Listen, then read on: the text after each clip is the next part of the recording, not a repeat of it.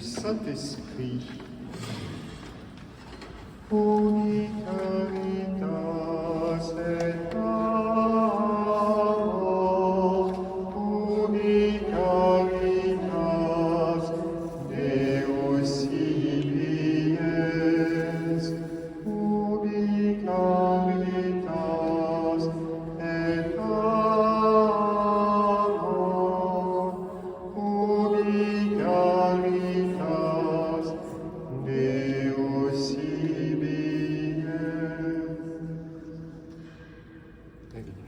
Saint-Esprit. Amen. Voilà, je suis très heureux de vous retrouver, d'accueillir quelques nouveaux. Vous n'hésitez pas à vous asseoir si vous êtes de passage, vous êtes bienvenus.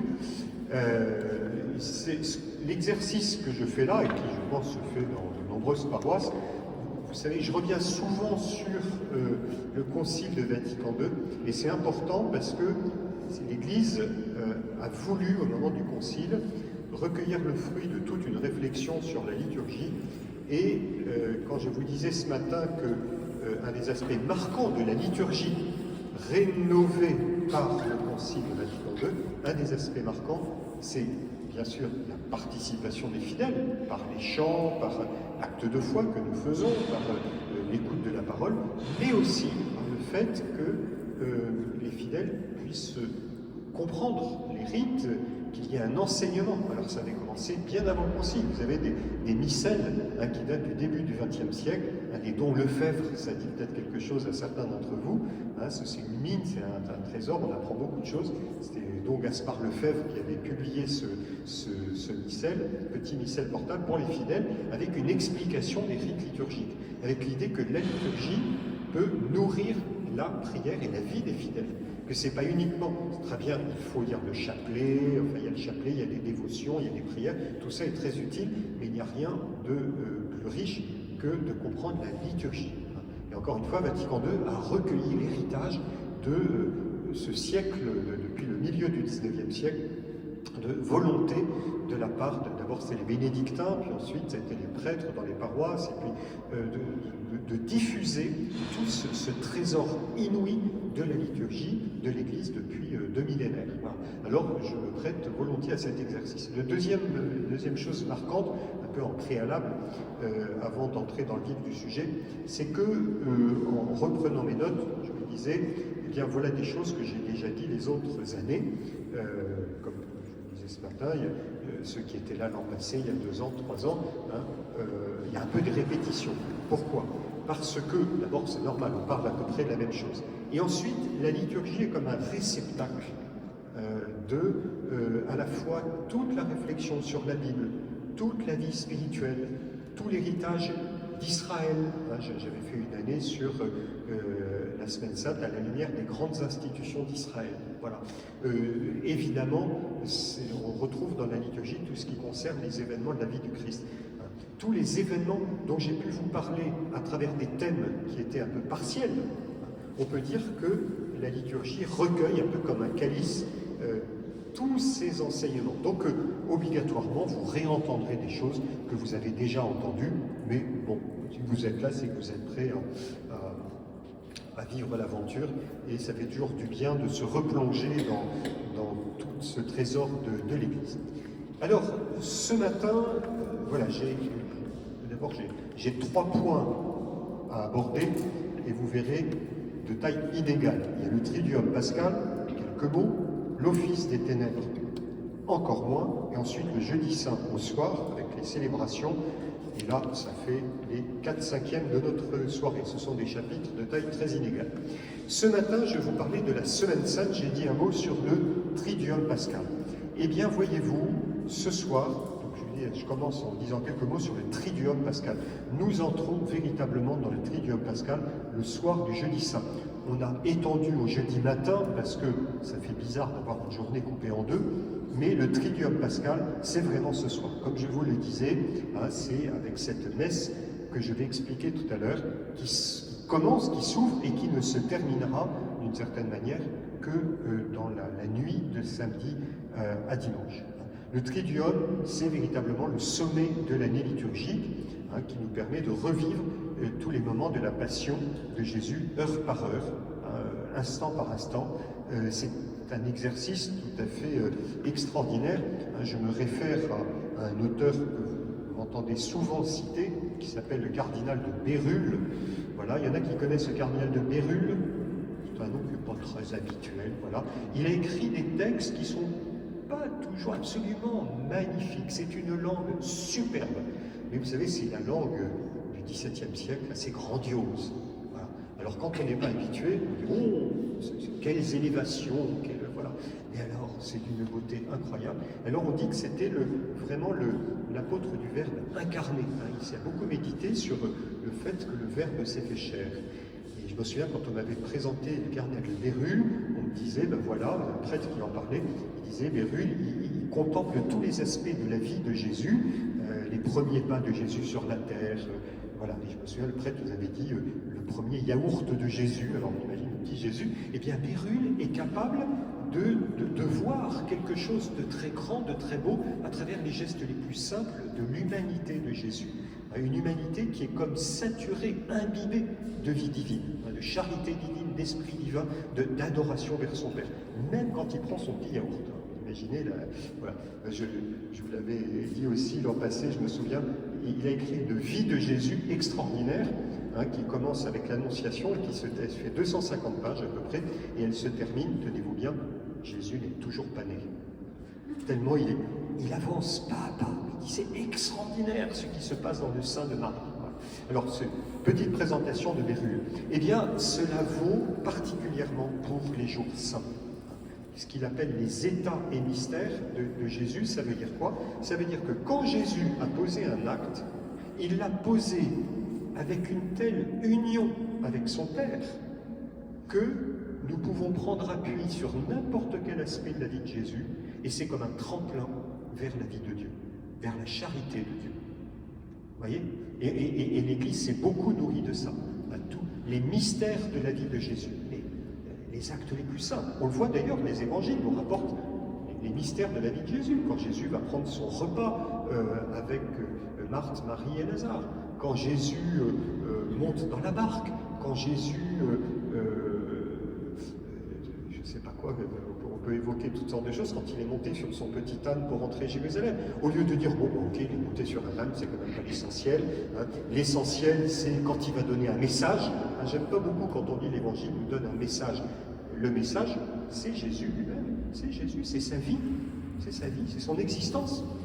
Et ce sont tous ce qu'on appelle ces mystères, ils portent en eux un contenu extraordinaire. On n'est pas une religion intellectualo-théorique, spiritualo-déconnectée du réel. On est une religion du Verbe incarné. Et l'humanité de Jésus nous apprend énormément. Alors prenez votre évangile, regardez les évangiles qui concernent ce triduum pascal, vous verrez, c'est à peu près un quart des évangiles. Quelquefois, chez Saint Jean, c'est même un tiers de l'évangile. Alors chez Saint Jean, c'est vrai qu'il y a de longs discours, mais vous verrez, il y a quelques perles. Il y a des moments très précis chez Saint Jean. On nous dit souvent, Jean, il est très théorique, très spirituel.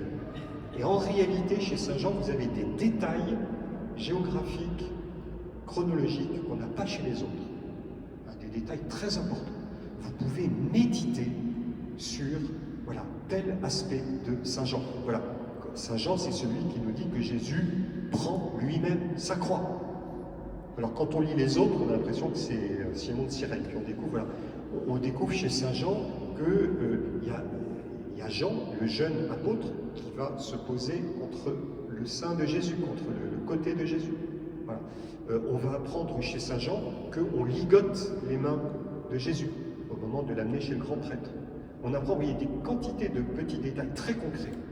Alors, à la manière de Bérulle, au lieu de dire, bah, dis donc, c'est impressionnant, on dit, bah, à travers ça, je peux méditer, voilà, les mains liées de Jésus, ça nous rappelle Isaac dans le Saint-Testament, ça veut dire que Jésus a accepté de se laisser conduire, comme un agneau conduit à l'abattoir, on lie les pattes de l'agneau pour aller faire le sacrifice, etc.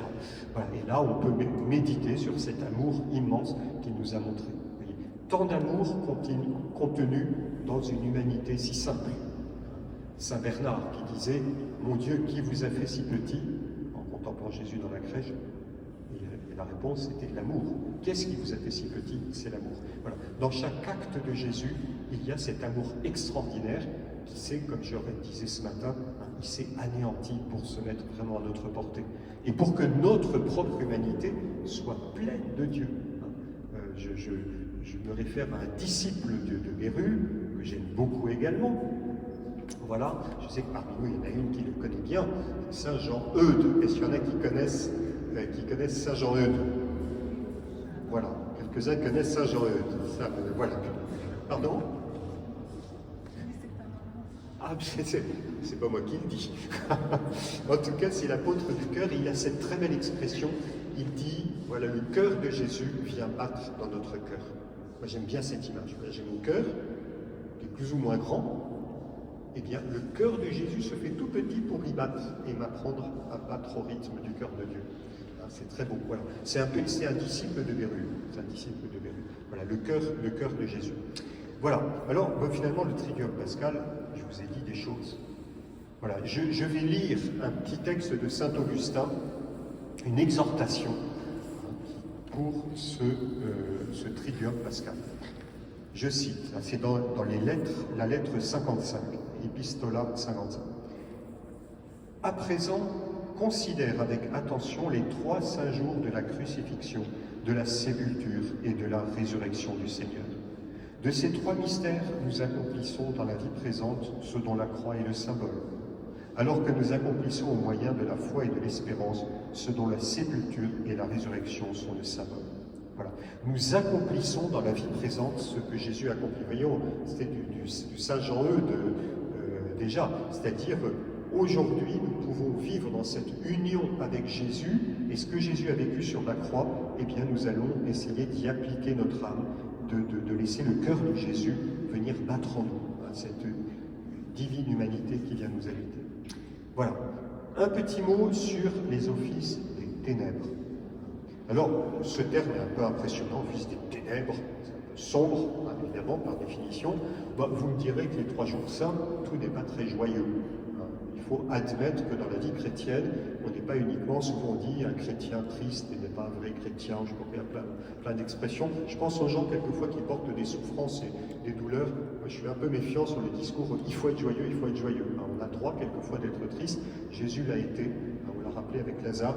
Donc, voilà, il y a des moments d'obscurité. Jésus nous a rejoints dans ces moments-là. Et l'office des ténèbres, c'est un moment un peu grave. Voilà, le triduum pascal, c'est un moment un peu grave. Voilà, et c'est normal. Eh bien, les offices des ténèbres, on entre dans l'obscurité. Ce sont les offices, au sens strict, du vendredi saint et du samedi saint. Vendredi saint et samedi saint, parce qu'on est entré dans le triduum pascal le jeudi soir. Voilà, ce sont des vigiles, normalement on prie dans la nuit, le propre des vigiles c'est qu'on prie dans la nuit. Par extension, on a étendu ce terme d'office des ténèbres au jeudi matin, pour que, bien compter les jours, voilà. Je me souviens en paroisse, il y avait un prêtre qui avait dit non, jeudi matin, c'est pas l'office des ténèbres. On peut être puriste, je crois que l'Église permet qu'on le vive de cette manière. Les offices des ténèbres sont composés de 6 psaumes. En fait, il y a l'office des lectures, 3 psaumes et des grandes lectures, et les 3 psaumes des laudes. Voilà, donc ça fait 6 psaumes, plus un chant, un cantique qu'on appelle le cantique de Zacharie, tiré de l'évangile de Saint Luc. Souvent, il y en a qui demandent pourquoi on fait le signe de croix. Au moment vous avez remarqué, le cantique évangélique. Le matin, c'est le cantique de Zacharie, le soir, c'est le cantique de Marie. Tout à l'heure, on a fait le signe de croix. Pourquoi? Parce que on est debout, et après avoir entendu les psaumes qui rappellent l'Ancien Testament, le cantique évangélique, cantique de Zacharie le matin, cantique de Marie le soir, cantique de Siméon avant d'aller dormir, à chaque fois, ce sont les 3 cantiques qui saluent la venue de Dieu dans notre monde, l'incarnation, la venue de Jésus. Voilà. Donc le signe de croix, nous entrons dans la nouvelle alliance. C'est ça. Voilà, on fait le signe de croix pour dire, ça y est, nous entrons dans la nouvelle alliance. Voilà. Alors, 6 psaumes plus 1, cantique de Zacharie. L'idée de ces cierges allumés, c'est la parabole qu'on a chez saint Matthieu, hein, les vierges sages qui ont leurs lampes allumées. Tenez vos lampes allumées. Voici l'époux qui vient, allez à la rencontre du Christ. Et le chiffre 7, alors je vois que voilà, vous avez 1, 2, 3, 4, 5, 6, 7, il n'y a pas de petite bulle rouge en haut, les deux chandeliers à 7 branches. À chaque psaume, à la fin du psaume, on éteint un cierge. Deuxième psaume, 2 cierges, 3 cierges, 4 cierges, 6 cierges, et le dernier, on ne l'éteint pas, mais un servant d'hôtel, voilà, qui éclaire, qui part, qui disparaît avec le cierge, symbole du Christ qui entre dans les nuits de la mort. Voilà. Puis après, il y a la tradition, alors je le réexpliquerai demain matin, le strépidum, hein, c'est la terre qui tremble parce que c'est déjà l'espérance de la résurrection. Alors c'est assez impressionnant. Moi j'ai découvert ça, c'était au Sacré-Cœur de Montmartre. Alors avec les grandes voûtes, on entendait bon, bon, bon, bon, bon, bon, bon, comme ça. On se dit, oh, qu'est-ce qui se passe? C'est un peu théâtral. Mais l'Église assume qu'à certains moments, il y a un côté un peu théâtral. Soit on est un peu comme ça en disant non, faut pas. Voilà, c'est bien que de temps en temps, ça s'exprime avec des choses un peu amples. Je pense au père Jacques Gagé, j'ai vu que des photos, mais qui étaient curés ici, certains se souviennent, et il y avait des grands draps qui partaient de la voûte jusqu'en bas. C'est beau quand on voit les choses de façon ample. La liturgie, c'est ça aussi, c'est quelque chose, sortir un peu de l'ordinaire. Alors là, on ne le fait pas avec des grands tissus, parce qu'on n'a pas eu l'occasion de le faire, parce que voilà, mais on le fait avec ces gestes que l'Église nous propose. Voilà. Et à ce moment-là, il y a le cierge qui revient, hein, et le silence se fait. C'est très impressionnant, le silence, il n'y a plus que la lumière, l'obscurité et cette petite lampe. C'est déjà l'annonce de la Vigile pascale. Voilà. Ça vaut le coup de participer à l'office des ténèbres. Vous avez bien compris, ce n'est rien d'autre que office des lectures et l'aude, mais ensemble, et ça fait cette belle unité. J'en arrive au jeudi saint au soir. La messe de la Sainte Seine. La messe de la Sainte Seine. La messe In Cena Domini, qui rappelle le dernier repas de Jésus, le repas pascal qu'il a célébré au cours de la nuit où il va être trahi. Il y a l'institution du sacerdoce et de l'Eucharistie, qui sont intimement liés. Le sacerdoce existe d'une certaine manière pour et par l'Eucharistie. Et l'Eucharistie existe parce qu'il y a des prêtres, c'est-à-dire des personnes consacrées pour accomplir les actes de Jésus. Faites ceci en mémoire de moi. Mais il y a aussi un autre geste étonnant, celui du lavement des pieds. Celui du lavement des pieds. Je voudrais m'arrêter sur le lavement des pieds qui donne un peu la tonalité. Puis je reviendrai ensuite sur l'Eucharistie, je ne respecte pas l'ordre chronologique. Mais le lavement des pieds est très intéressant parce que ça nous montre la manière dont Jésus s'engage dans la passion. On voit Jésus poser un acte très marquant. Jésus qui, au moment du repas, se lève de table, retire le beau manteau qu'il devait avoir pour célébrer cette grande fête. C'était, je le disais ce matin, la fête de Pâques, c'était une très grande fête. C'était pas un moment où on faisait des choses très simples. Là, il y a un moment où on disait, voilà, c'est le repas fraternel, il faut des objets du quotidien. Non, chez les Juifs, on sort les plus beaux objets, la plus belle, les plus beaux vases. C'était le père Kowalski, qui était notre professeur d'écriture sainte au séminaire. Il nous avait dit, si vous voulez voir le genre de coupe que Jésus a utilisé, vous avez une Louvre, il avait donné les indications. Alors maintenant, on peut voir que ces coupes, c'est des coupes qui ont été retrouvées du côté de Pompéi, des coupes romaines de toute beauté, hein, en argent, ciselé, très très beau, et c'était répandu dans le bassin méditerranéen pour les moments de fête, c'est vraiment très beau. Et probablement Jésus a utilisé quelque chose de ce genre-là. C'est la même culture gréco-romaine.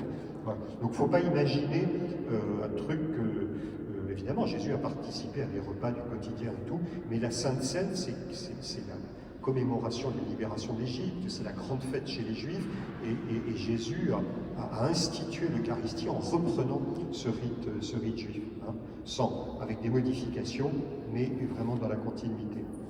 Voilà, donc il laisse cette table qui devait être très très belle, hein, probablement assez basse. On pense qu'ils étaient allongés sur des coussins, à la manière orientale, voilà, allongés, et il retire le manteau et il se dépouille de son manteau, je vais revenir dessus tout à l'heure, il lave les pieds des disciples et il dit cette parole: c'est un exemple que je vous ai donné pour que vous fassiez vous aussi de même.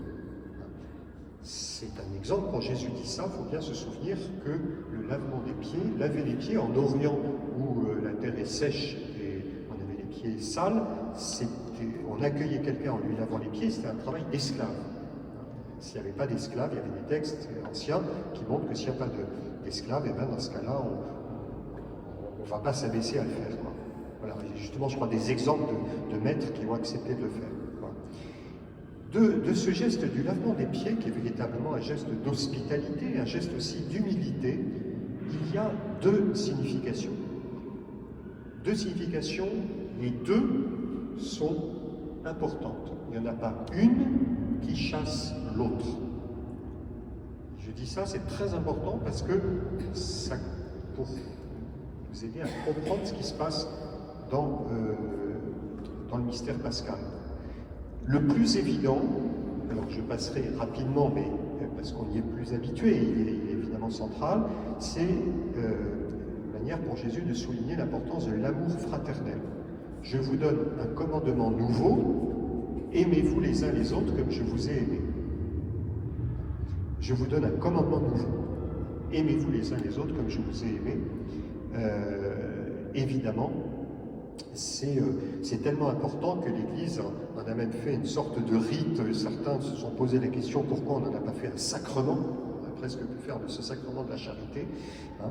Le commandement nouveau, le mandatum novum, hein, de l'amour, qui évidemment est au cœur de notre foi chrétienne et qui a inspiré tellement d'exemples de sainteté, tellement des chrétiens, des congrégations religieuses qui ont voulu vivre ce service des pauvres, ce service de laver les pieds de nos frères.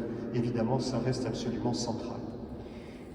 Le deuxième aspect est peut-être plus étonnant, et pourtant chez Saint Jean, il me semble très bien marqué. Alors, comme je vous disais tout à l'heure, j'ai eu l'occasion de vous en parler déjà l'an passé en commentant l'évangile de Saint Jean. Mais je reviens dessus parce que ça me semble très éclairant. On peut se poser la question, pourquoi Jésus fait-il ce geste pour manifester l'amour fraternel? Il aurait pu prendre un morceau de pain, d'ailleurs il le fait dans le rite eucharistique, et puis le partager. Hein, il aurait mille manières d'autres de le faire, dire des paroles sympathiques, il aurait pu... Voilà. Là, il fait quand même un acte très étonnant. Il retire son vêtement, il se met à genoux, il lave les pieds des disciples. Et il dit à Pierre, hein, si je ne te lave pas, tu n'auras pas de part avec moi. Qu'est-ce que ça veut dire, tu n'auras pas de part avec moi? En fait, nous avons une anticipation de ce que Jésus va faire après. Alors je vous demande toute votre attention. Jésus dépose son vêtement. Il dépose son vêtement pour laver les pieds. Déposer le vêtement, il y a deux choses importantes à comprendre. Il y a d'abord le verbe déposer, et ensuite il y a le vêtement. Déposer, alors pardonnez-moi, un peu cuistre, mais on va faire du grec, titéni, le mot est important.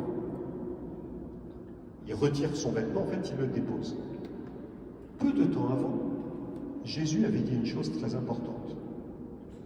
Il avait dit, ma vie, nul ne la prend, mais c'est moi qui la donne. On traduit, c'est moi qui la donne. En fait, c'est moi qui la dépose. J'ai le pouvoir de la déposer.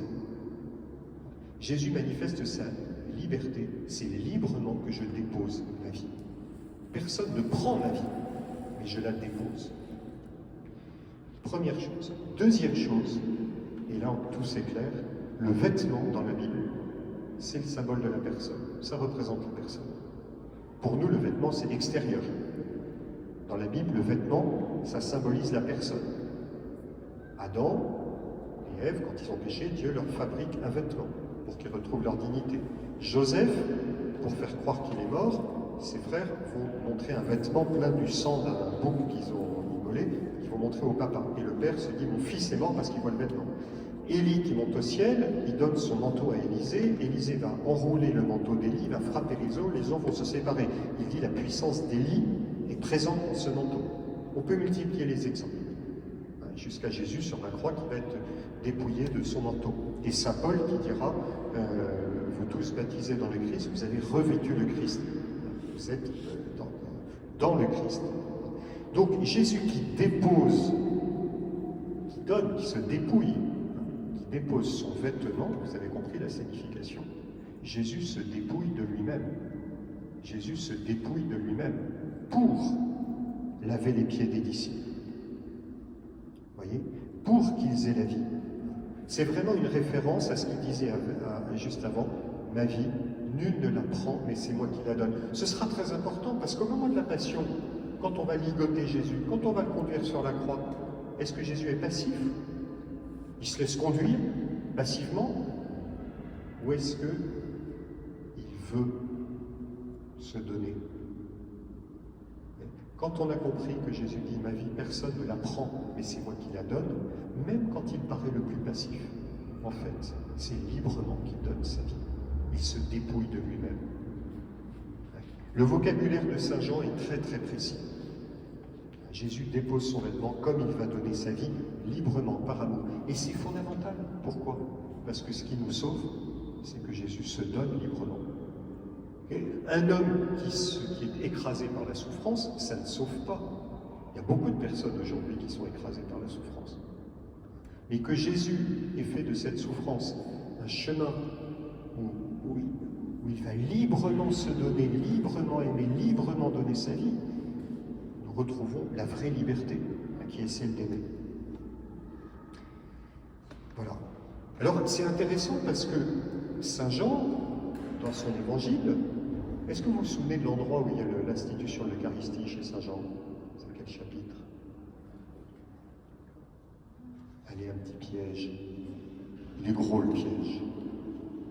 Si je vous dis que c'est un piège, c'est que c'est où chez saint Jean? C'est à quel moment? Pourquoi vous faites comme ça? Parce qu'il n'y a pas? Ah mais Jésus n'a pas institué l'Eucharistie? Pardon? Pas dans saint Jean. Il y a un texte qui renvoie à l'Eucharistie, c'est au chapitre 6, quand il est en Galilée, il multiplie les pains. Ma chair est une vraie nourriture, mon sang est une vraie boisson. Vraiment, qui mange ma chair et boit mon sang aura la vie éternelle. Donc c'est clairement eucharistique. Et après, il n'y a pas. En revanche, le lavement des pieds, il y a, alors qu'on n'a pas chez les autres. Il y a peut-être un lien à faire. La manière que saint Jean a de rendre présent l'Eucharistie, c'est bien sûr le discours du pain de vie, mais c'est aussi le geste du lavement des pieds. Et il le dit à Pierre, hein, si tu ne te laisses pas laver, tu n'auras pas de part avec moi. Et c'est les apôtres qui sont associés à Jésus. Il y a quelque chose de sacerdotal. Voyez, oui, il y a quelque chose de sacerdotal. Il s'agit d'avoir part avec Jésus, d'être unis à Jésus. D'ailleurs, je fais un autre rapprochement qu'il ne faut pas forcer, qu'il ne faut pas exagérer, mais qui me semble très éclairant. C'est que quand Jésus lave les pieds des disciples, donc en se dépouillant de lui-même, en donnant sa vie, titémie, il dépose son vêtement librement. Il dit aux apôtres, c'est un exemple que j'ai fait pour que vous aussi vous fassiez. Vous êtes d'accord? Vous me suivez? Qu'est-ce qu'il va dire quand il va faire l'Eucharistie? Il va dire, ceci est mon corps donné pour vous. Donc Jésus va se donner, déjà le jeudi saint, dans un acte de liberté. Et il va terminer en disant, vous ferez ceci en mémoire de moi. Donc les apôtres se retrouvent avec deux ordres de Jésus, c'est de faire ce qu'il a fait. Le don de son corps dans l'Eucharistie, déposer son vêtement, déposer sa vie par le geste du lavement des pieds. Voilà. Donc ça veut dire, ça associe très étroitement l'Eucharistie et la charité fraternelle. Ça veut dire aussi, alors j'arrive à des conclusions très pratiques, c'est qu'il y a toujours eu dans l'Église cette double tradition du lavement des pieds, de dire c'est à la fois la charité fraternelle, Le pape François insiste beaucoup, donc on lave les pieds des plus pauvres, voilà. Et puis c'est la tradition aussi dans l'Église. Pourquoi mettons 12 hommes en référence, les clercs, ou en référence aux apôtres qui ont part à Jésus comme prêtre, le grand prêtre qui vient offrir le sacrifice. Alors il y a les deux. Alors ça dépend. Il y a des années où on assiste dans les paroisses, on assiste sur la dimension de charité fraternelle, et des années on assiste sur la dimension plutôt sacramentelle, des prêtres qui ont part avec Jésus. Mais savoir que les deux existent. Je sais qu'il y a des débats interminables partout dans toutes les paroisses. Est-ce que c'est l'un, est-ce que c'est l'autre? Il y a les deux. Et Jésus a voulu qu'il y ait les deux. Parce que c'est très beau. Ça veut dire que quand Saint Jean-Paul II disait qu'il faut avoir une vie eucharistique, une vie chrétienne eucharistique, c'est-à-dire faire de notre vie une offrande, mais comme Jésus dans l'Eucharistie, c'est aussi me dépouiller de moi-même. J'en parlais ce matin, au lieu d'être plein de nous-mêmes en disant moi, et les gens pensent à moi, et mon image de marque, et je suis très triste, etc. Jésus, il se dépouille de lui-même. L'Eucharistie, c'est dans l'action de grâce de dire Seigneur, je veux entrer dans l'amour, je veux que ma vie soit donnée. L'Eucharistie, Dieu se donne, mais j'apprends à me donner. Dans l'Eucharistie, j'apprends à me donner comme Dieu se donne à moi. C'est un échange d'Eucharistie. Que notre vie soit eucharistique. Jean-Paul II, il a des paroles très très belles à une vie eucharistique. Que l'Eucharistie ne se limite pas qu'au dimanche, au jeudi saint au soir, mais que toute notre vie soit marquée par l'Eucharistie. Voilà. Alors justement, je reviens sur le thème de l'Eucharistie, qui est plus familier. Voilà, on fait donc mémoire le jeudi saint au soir. Est-ce que d'abord, sur cette question du lavement des pieds, il y avait des questions avant de parler de l'Eucharistie? Je me rends compte que ce serait peut-être pas mal. Une pause. Il y a toujours des moments de pause, détente. Voilà, comme c'est la semaine sainte, je ne passe pas avec des chocolats ou des cacahuètes. Il n'y a pas? Si pour certains c'était cette explication sur déposer son vêtement, etc., c'était un peu tordu, un peu compliqué, n'hésitez pas à dire. Moi, ça ne me gêne pas du tout. Ça va? Bon, on verra à la fin, alors s'il reste des questions. Alors, l'institution de l'Eucharistie. Alors là, évidemment, c'est très important.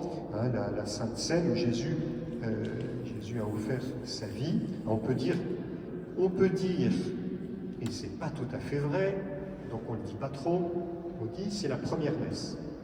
Évidemment, Jésus y a mis toute sa personne.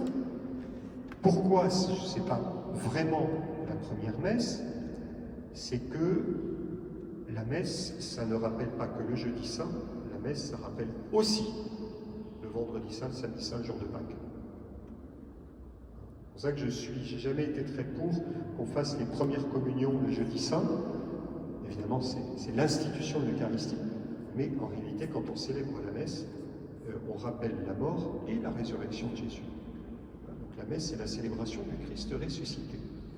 Je crois véritablement que du jeudi saint au jour de Pâques, ça fait une unité, mais il faut bien garder, on ne mine pas la messe, on ne mine pas ce qui s'est passé le jeudi saint. C'est d'ailleurs pour ça que on ne fait pas tout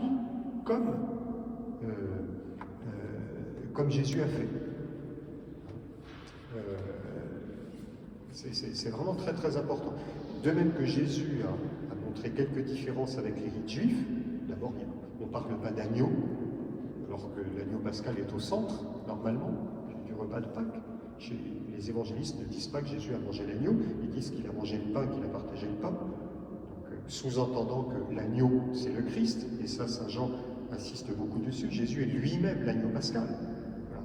Donc il y a déjà quelques petites différences voulues par Jésus entre son dernier repas du jeudi saint et les rites juifs, le Seder pascal, même s'il reprend tous les rites au judaïsme, il marque une nouveauté, mais c'est vrai aussi de notre messe aujourd'hui. Nous ne reproduisons pas ce qui s'est passé il y a 2000 ans. On a la tradition du pain enzyme, qui n'est pas exactement le même pain que celui qu'utilisent nos frères juifs, même si la redécouverte du lien avec Israël, qui pour moi est une grâce extraordinaire qui est faite aujourd'hui à l'Église, fait qu'à certains moments, on a tenté des rapprochements qui, je pense, sont riches et intéressants, mais la tradition de l'Église ça a été de marquer quand même qu'il y a quelque chose de spécifique dans la messe. Et c'est pas simplement le jeudi saint, mais c'est aussi la résurrection de Jésus. Voilà. En tout cas, ce qui est sûr, c'est que quand on célèbre la messe, l'enracinement le plus profond, c'est le jeudi saint. On est replongé dans cette ambiance très liturgique, très fraternelle. C'est pour ça qu'il y a aussi la dimension fraternelle qu'on devrait toujours développer davantage à la messe. On déplore que ce soit insuffisant. Voilà, mais il faudrait que les messes soient aussi des moments de rencontre fraternelle. Voilà. Eucharistie. Eucharistie, ça vient d'un mot grec qui signifie action de grâce. Je pense que vous le saviez. Avec Jésus, l'Église rend grâce pour le don que Dieu nous fait par le mystère pascal, la libération du péché et de la mort. Donc, d'une part, l'Église rend grâce pour ce qu'elle reçoit de Dieu, mais je dirais aussi, de manière un peu différente, l'Église entre dans l'action de grâce de Jésus. L'Église entre dans ce mouvement par lequel Jésus s'offre à son Père. Nous nous unissons à Jésus et nous nous offrons avec lui. Vous voyez ? Nous nous unissons à Jésus, nous nous offrons avec lui. Voilà. Il y aurait beaucoup de choses à dire sur ce sacrement, je ne pourrais pas m'y arrêter davantage, même si les 6 enseignements, s'ils étaient consacrés à l'Eucharistie, ne suffiraient pas. Je vais retenir 2 aspects pour nourrir notre méditation. Puis je terminerai ensuite sur l'adoration au reposoir. Voilà, pour essayer de garder quelque chose de l'Eucharistie. Il s'agit d'abord d'entrer dans les dispositions qu'il y a dans le cœur de Jésus, dans ce mouvement d'amour qui habite le cœur de Jésus. Saint Paul le dit, je le citais ce matin, ayez en vous les sentiments qui sont dans le Christ Jésus, les dispositions qui sont dans le Christ Jésus. Ayez en vous ces mêmes sentiments que Jésus. Quels sont ces sentiments? Jésus le dit. Il dit, avant le repas pascal, il le dit un peu avant, Luc chapitre 22, verset 14, j'ai désiré d'un grand désir manger cette Pâque avec vous avant de souffrir. Donc Jésus a attendu ce repas de Pâques. Il a attendu ce dernier repas. J'ai désiré d'un grand désir manger cette Pâque avec vous avant de souffrir. C'est extraordinaire, Jésus nous lève un voile sur ce qui habite son cœur. Là, on est au cœur de la foi chrétienne, on n'est pas dans quelque chose de formaliste et d'extérieur, mais on entre dans les dispositions intérieures de Jésus. On retrouve notre Saint Jean-Eudes. Le cœur chez Saint Jean-Eudes, ce n'est pas uniquement le cœur qu'on va graver sur un chêne au parc Montsouris, ou Roméo et Juliette. Le cœur, ça veut dire le lieu des désirs, le lieu de l'intelligence, le lieu de la volonté, ce qu'il y a de plus profond en nous, ce qui nous pousse à vivre. Donc c'est un terme qui est très riche. Eh bien, qu'est-ce qui habite le cœur de Jésus? C'est cet amour immense qui le porte à donner sa vie pour sauver les hommes. Je vous relis cette grande introduction au repas pascal chez Saint Jean, chapitre 13, verset 1, versets 1 et 2, Jean 13, 1, ça va marquer tous les chapitres 13 jusqu'à la mort en croix. Jésus, ayant aimé les siens qui étaient dans le monde, les aima jusqu'à l'extrême. Et le mot grec, là aussi, eistelos, ça veut dire jusqu'à la perfection, jusqu'à la plénitude. Jésus, ayant aimé les siens qui étaient dans le monde, les aima jusqu'à l'extrême. Et sur la croix, Jésus va reprendre cette idée de perfection. Tout est accompli, tout est parfait. L'amour s'est donné jusqu'au bout. Il n'y a pas d'au-delà. Et puis, c'est là aussi que, pendant la scène, Jésus va faire ce long dialogue, ce discours plutôt, Jean chapitre 13 à 17, où Jésus va témoigner de cet amour auprès des disciples. Je vous appelle amis, je ne vous appelle plus serviteurs, mais amis, car tout ce que j'ai reçu de mon Père, je vous l'ai fait connaître. Jésus dévoile ce qu'il a de plus intime dans son intériorité, cette union avec son Père. Un ami, une amie, c'est pas toujours facile de trouver des amis, c'est connu, et des fois des gens qui disent « mais j'ai pas beaucoup d'amis », vous savez, dans la vie, si on a un peu de profondeur, avoir des amis, quelquefois c'est c'est pas si facile. Hein. Ou quelquefois, on a un ami très proche qui disparaît. Voilà. L'amitié, c'est très précieux. C'est partager ce qu'on a d'intime et pouvoir le partager avec quelqu'un qui est capable de l'accueillir, de le comprendre, sans être jugé, si la personne se met à être violente ou nous juge, on se referme. Oui. Ben, Jésus dit aux apôtres, je ne vous appelle plus serviteurs, mais amis. C'est fou de se dire que notre Dieu s'est fait tellement proche de nous qu'il nous propose le chemin de l'amitié. On n'insiste jamais assez dessus. Et bien sûr, le chemin, c'est l'adoration, la splendeur de Dieu, la majesté de Dieu, mais celui que j'adore, celui devant lequel je me prosterne, en même temps, il se fait proche de moi et il devient mon ami, mon allié, celui qui me comprend. Ça, c'est extraordinaire. Ça, je crois que c'est quand même une spécificité de la foi chrétienne. Hein. On parle de Dieu juge, celui qui jugera notre vie, celui qui... Mais en même temps, il s'est fait tellement proche de moi, et il veut que j'entre dans son amitié. Le chemin de la vie chrétienne, c'est un chemin d'amitié avec Jésus. C'est pour ça qu'il a eu des mots humains, qu'il a cheminé au milieu des hommes, pour que nous entrions dans son amitié. C'est ça le meilleur moyen de marcher sur le chemin de la vie chrétienne. Ce n'est pas uniquement de suivre des prescriptions toutes faites ou théoriques, mais c'est de pouvoir se confier à Jésus et de savoir que lui nous dévoile son cœur. Voilà. Donc, premièrement, dans l'Eucharistie, avec tous ces discours de Saint Jean extraordinaires, nous entrons un peu comme à la manière de Saint Jean-Eudes, on va explorer ce qu'il y a dans le cœur de Jésus pour que ça habite notre cœur. Cultivons le chemin de l'amitié avec le Seigneur. C'est le chemin le plus sûr pour rester fidèle. Les moments de joie, les moments de peine, les inquiétudes, les moments de prière, nous savons qu'il est là, près de nous, à côté de nous, et qu'il nous comprend. Le deuxième élément, j'allais dire peut-être plus théologique, qui est aussi très très important, c'est le lien entre le jeudi saint et le vendredi saint. Le rite, l'aspect rituel de l'Eucharistie, comporte en lui ce qui se passera le lendemain. Je m'explique. Si on dit juste, ah ben voilà, c'est un bel exemple, vous voyez par exemple l'exemple de la charité dont je parlais tout à l'heure, alors ça y est, on a tout dit, voilà, c'est l'exemple de l'amour. Mais il y a plus que ça. Quand Jésus donne son corps et son sang, à quel moment va-t-il donner son corps et son sang réellement? Là, juste ça, avec du pain et du vin. Il y a un moment où il donnera réellement son corps et son sang. Le vendredi saint sur la croix. Je ne sais pas si je pense que vous en êtes bien conscient, mais quand vous entendez ces paroles du prêtre qui redisent les paroles du jeudi saint, au moment où Jésus le redit aux disciples, les disciples, est-ce qu'ils comprennent vraiment? D'ailleurs, il le dit aux disciples, vous avez du mal à comprendre. Plus tard, vous comprendrez. C'est quand ils recevront l'Esprit Saint. Et là, quand ils verront que Jésus va jusqu'à verser son sang sur la croix, eh bien, ils diront, ce qui s'est passé hier à travers un rite qui vient du judaïsme, donc notre lien avec le judaïsme reste entier, le vendredi, ce sera plus simplement un rite. Ce sera dans l'existence même de Jésus. Jésus réalise liturgiquement le jeudi ce qu'il va réaliser existentiellement dans son existence le vendredi.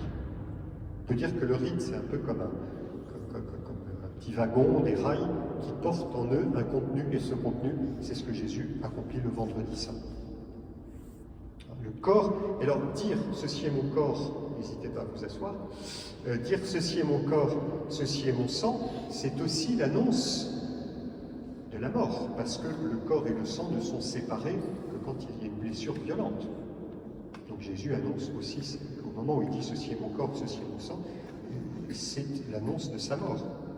Mais si nous consommons le corps et le sang de Jésus, ça n'aurait aucun sens si c'était pour rappeler un mort. Parce que là, Jésus serait mort et le corps et le sang ne seraient que de la matière qui conduit à la mort. Or, si nous les consommons, c'est parce que nous croyons que Jésus a ressuscité.